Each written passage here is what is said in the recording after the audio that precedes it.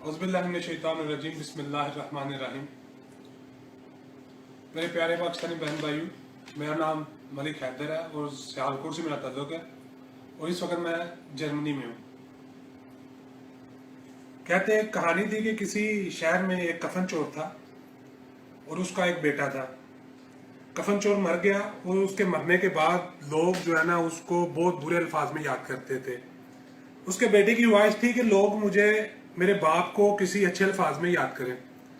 उसने सोचा कुछ मैं ऐसा कर दूं कि मेरे बाप को लोग अच्छे तरीके से याद किया करें। उसने क्या करना शुरू कर दिया कि लोगों का उसका बाप सिर्फ कफन चुराता था।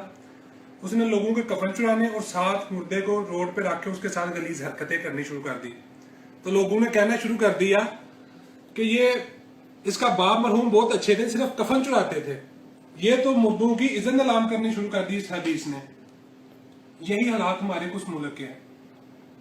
आज से तकरीबन 2 साल पहले जरदारी साहब ने एक ओवरसीज के ऊपर उनको तोहफा दिया, उनको उनकी कॉल के ऊपर टैक्स लगा दिए। टैक्स लगाने का उन्होंने कहा कि इससे टैक्स लगाएंगे 8 सेंट पर कॉल मुल्क में जाएगा और ये खजाने में जाएगा, इससे मुल्क तरक्की करेगा। हुआ कुछ यूं कि जो 200% लोगों ने कॉल करने पाकिस्तान में छोड़ दी थी। उन्होंने पैसे लिए, कंपनियों को खुश किया, कंपनियों ने अपने इंटरनेट सेल किए और इस तरीके से वो गेम भी चल गई।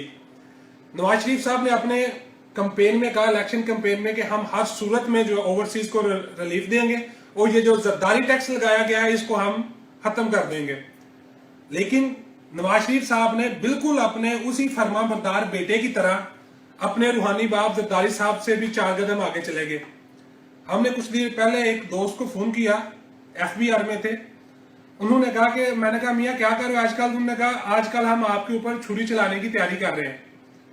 मैंने सोचा मजाक है, कोई बात नहीं, मजाक में बात चली गई। लेकिन आज सुबह उठ के हमने अखबार में देखा और खुदा की कसम पहली दफा अपने पाकिस्तानी होने पे नफरत हुई मुझे कि इतनी बददियानती, इतनी जलालत हमारे हुक्मरानों की।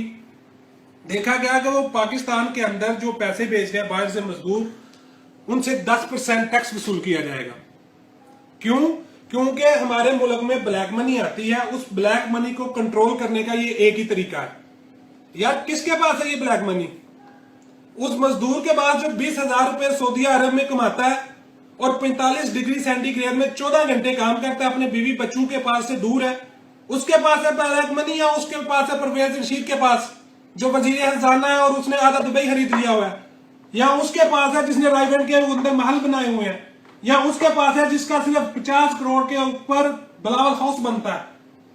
ये पूरी एक गेम बनाई जा रही है क्योंकि अभी पाकिस्तान के अंदर ये हुंडी सिस्टम खत्म कर दिया गया है और एक लीगल तरीके से पाकिस्तान के अंदर पैसा जा रहा है। अभी ये करेंगे क्या कि उस तरीके से लोगों को कहा जाएगा कि हम ब्लैक मनी को, काले पैसे को हम कंट्रोल करने के लिए 10% टैक्स लगाएंगे।